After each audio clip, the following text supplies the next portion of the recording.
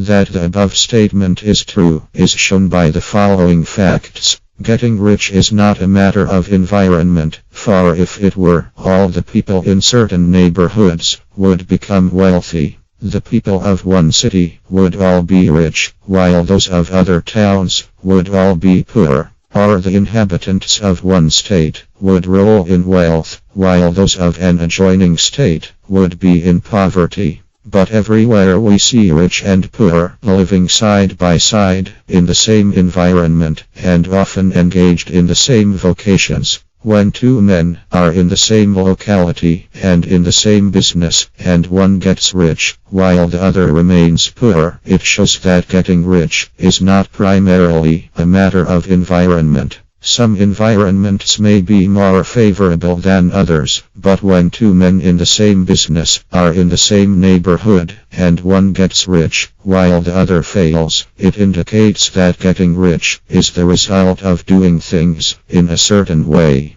And further, the ability to do things in this certain way is not due solely to the possession of talent, for many people who have great talent remain poor, while others who have very little talent get rich. Studying the people who have got rich, we find that they are an average lot in all respects, having no greater talents and abilities than other men. It is evident that they do not get rich because they possess talents and abilities that other men have not, but because they happen to do things in a certain way. Getting rich is not the result of saving or thrift. Many very penurious people are poor, while free spenders often get rich. Nor is getting rich due to doing things which others fail to do. For two men in the same business often do almost exactly the same things, and one gets rich, while the other remains poor or becomes bankrupt.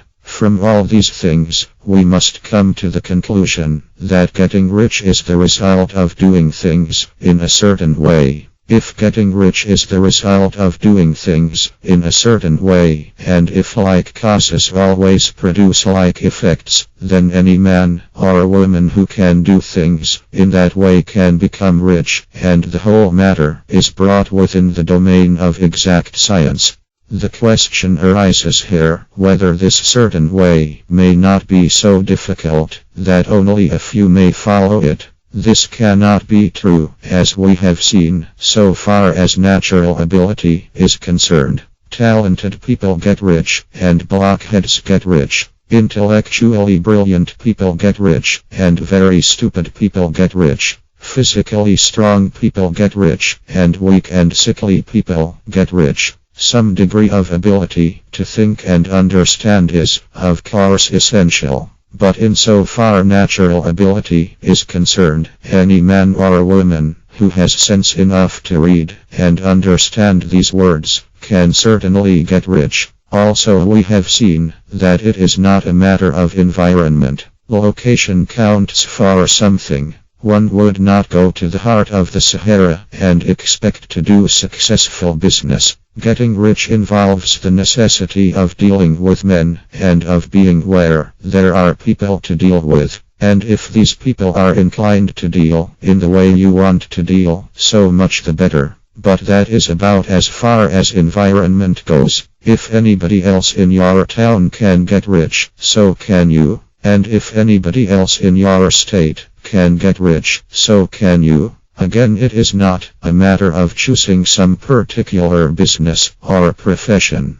People get rich in every business and in every profession, while their next-door neighbors in the same vocation remain in poverty. It is true that you will do best in a business which you like and which is congenial to you. And if you have certain talents which are well developed, you will do best in a business which calls for the exercise of those talents. Also, you will do best in a business which is suited to your locality. An ice cream parlor would do better in a warm climate than in Greenland, and a salmon fishery will succeed better in the Northwest than in Florida, where there are no salmon. But aside from these general limitations, getting rich is not dependent upon your engaging in some particular business, but upon your learning to do things in a certain way. If you are now in business, and anybody else in your locality is getting rich in the same business, while you are not getting rich, it is because you are not doing things in the same way that the other person is doing them.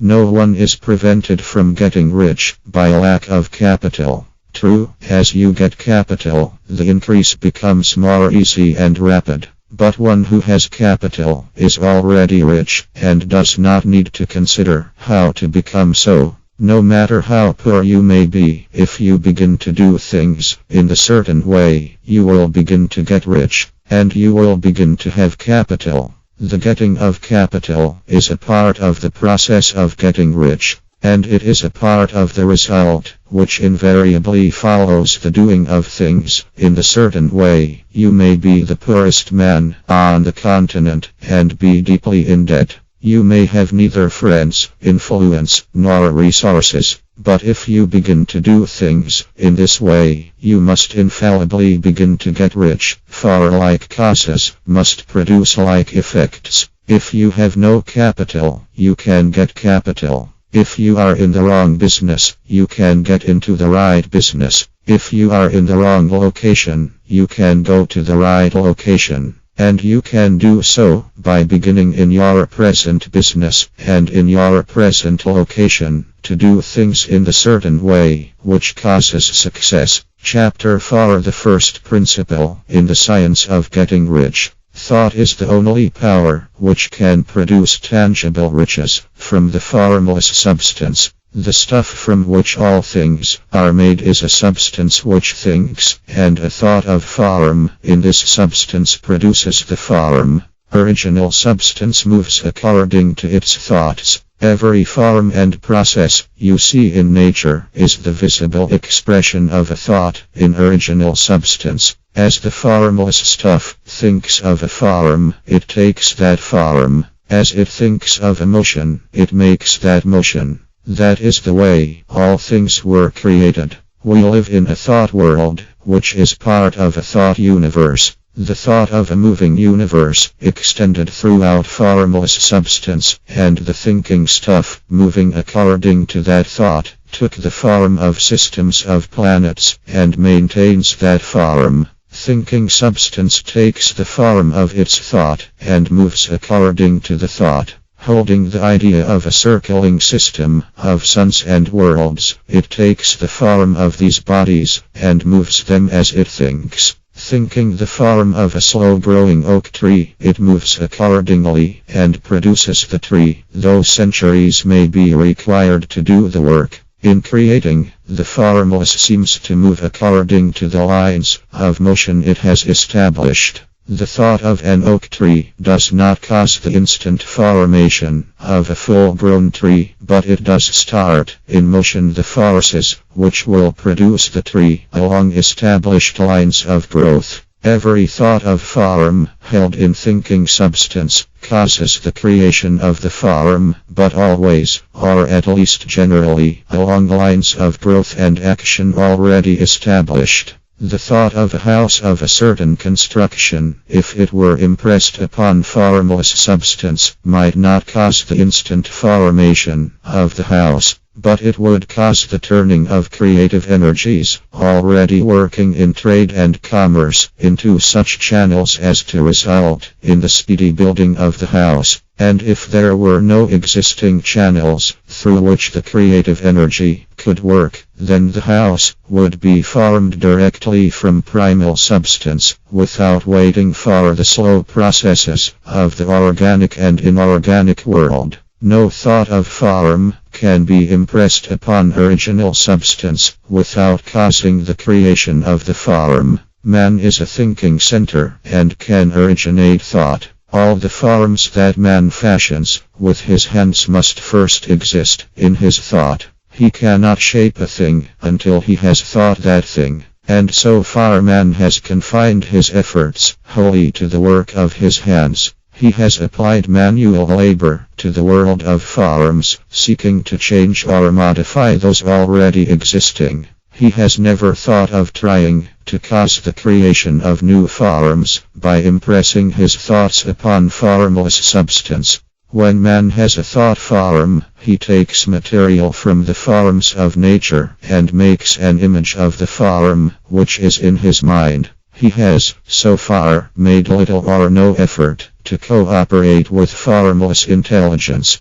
to work with the Father. He has not dreamed that he can do what he seeth the Father doing. Man reshapes and modifies existing forms by manual labor. He has given no attention to the question whether he may not produce things from formless substance by communicating his thoughts to it. We propose to prove that he may do so, to prove that any man or woman may do so, and to show how. As our first step, we must lay down three fundamental propositions. First, we assert that there is one original formless stuff, or substance, from which all things are made. All the seemingly many elements are but different presentations of one element. All the many forms found in organic and inorganic nature are but different shapes made from the same stuff, and this stuff is thinking stuff. A thought held in it produces the form of the thought. Thought in thinking substance produces shapes. Man is a thinking center, capable of original thought. If man can communicate his thought to original thinking substance, he can cause the creation or formation of the thing he thinks about. To summarize this, there is a thinking stuff from which all things are made, and which in its original state permeates, penetrates, and fills the interspaces of the universe. A thought in this substance produces the thing that is imaged by the thought. Man can form things in his thought, and by impressing his thought upon formless substance, can cause the thing he thinks about to be created. It may be asked if I can prove these statements, and without going into details, I answer that I can do so, both by logic and experience. Reasoning back from the phenomena of form and thought, I come to one original thinking substance, and reasoning forward from this thinking substance, I come to man's power to cause the formation of the thing he thinks about, and by experiment, I find the reasoning true, and this is my strongest proof. If one man who reads this book gets rich by doing what it tells him to do, that is evidence in support of my claim. But if every man who does what it tells him to do gets rich, that is positive proof, until someone goes through the process and fails. The theory is true until the process fails, and this process will not fail, for every man who does exactly what this book tells him to do will get rich. I have said that men get rich by doing things in a certain way. And in order to do so, men must become able to think in a certain way. A man's way of doing things is the direct result of the way he thinks about things. To do things in a way you want to do them, you will have to acquire the ability to think the way you want to think. This is the first step toward getting rich. To think what you want to think is to think truth, regardless of appearances. Every man has the natural and inherent power to think what he wants to think, but it requires far more effort to do so than it does to think the thoughts which are suggested by appearances. To think according to appearance is easy. To think truth regardless of appearances is laborious and requires the expenditure of more power than any other work man is called upon to perform.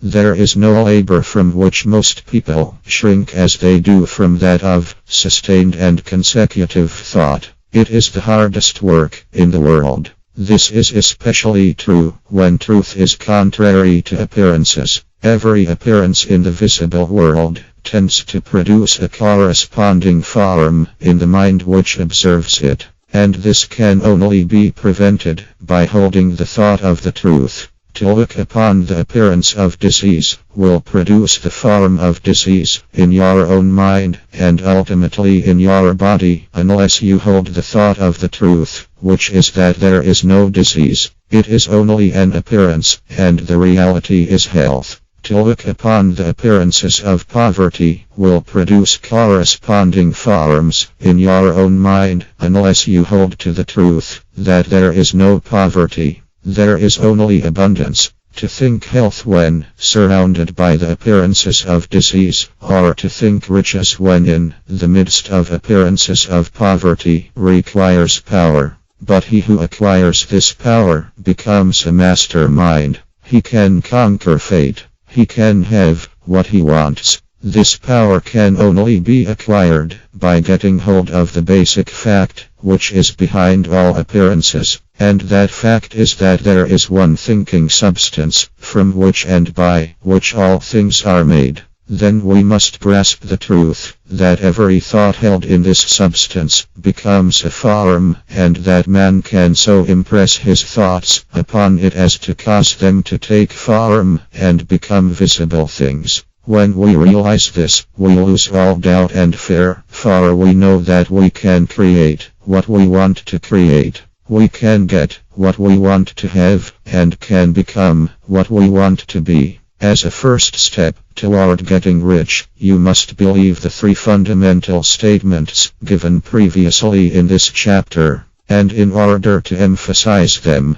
I repeat them here. There is a thinking stuff from which all things are made, and which in its original state permeates, penetrates, and fills the interspaces of the universe. A thought in this substance produces the thing that is imaged by the thought. Man can form things in his thought, and by impressing his thought upon formless substance, can cause the thing he thinks about to be created. You must lay aside all other concepts of the universe than this monistic one, and you must dwell upon this until it is fixed in your mind and has become your habitual thought. Read these creed statements over and over again. Fix every word upon your memory and meditate upon them until you firmly believe what they say. If a doubt comes to you, cast it aside as a sin. Do not listen to arguments against this idea.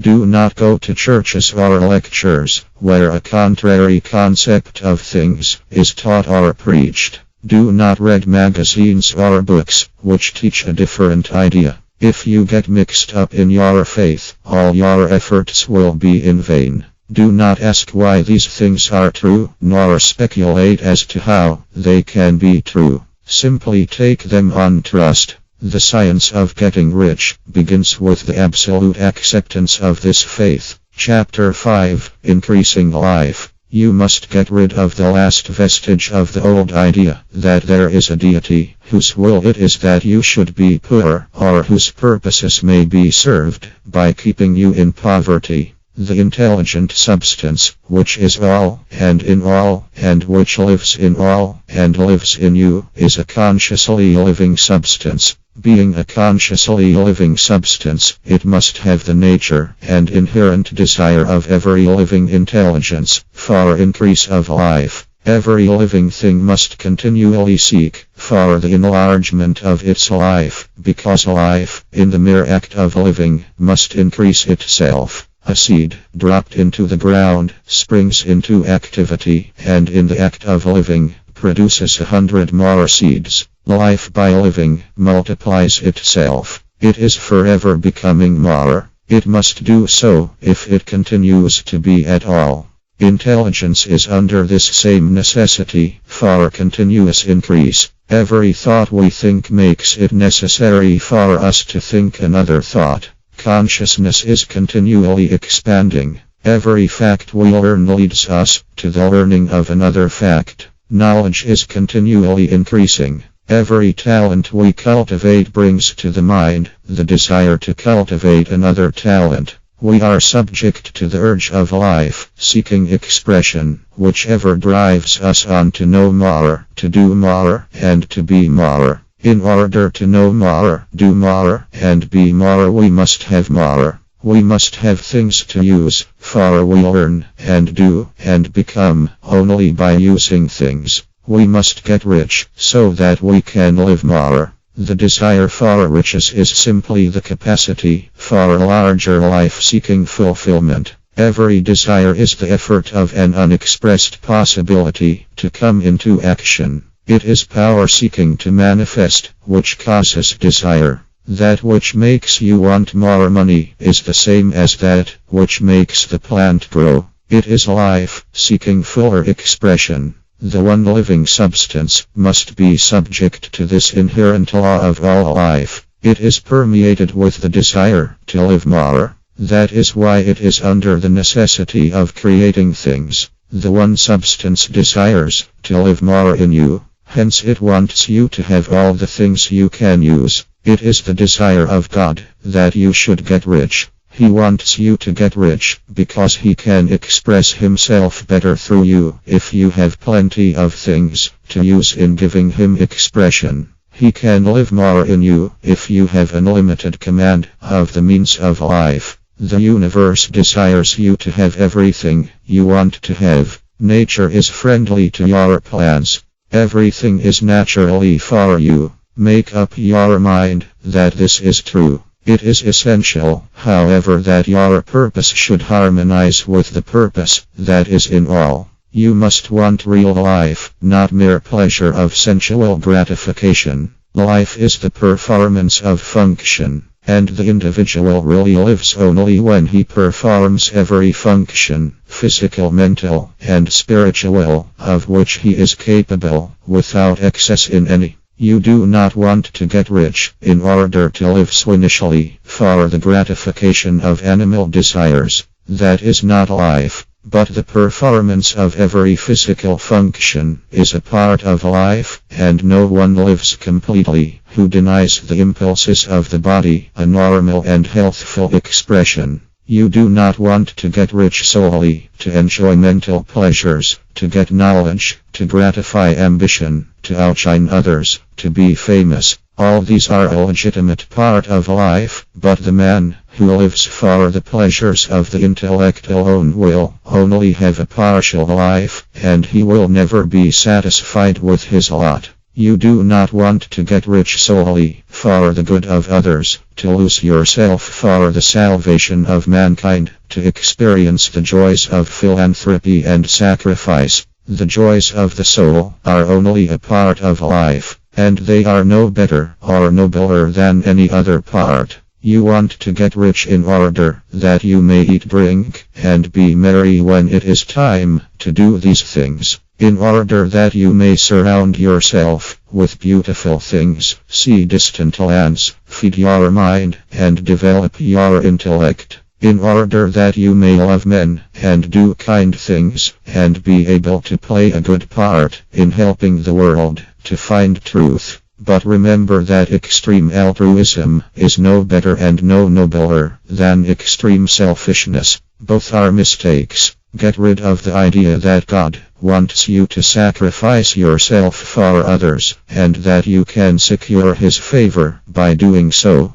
God requires nothing of the kind. What he wants is that you should make the most of yourself, for yourself, and for others. And you can help others more by making the most of yourself than in any other way.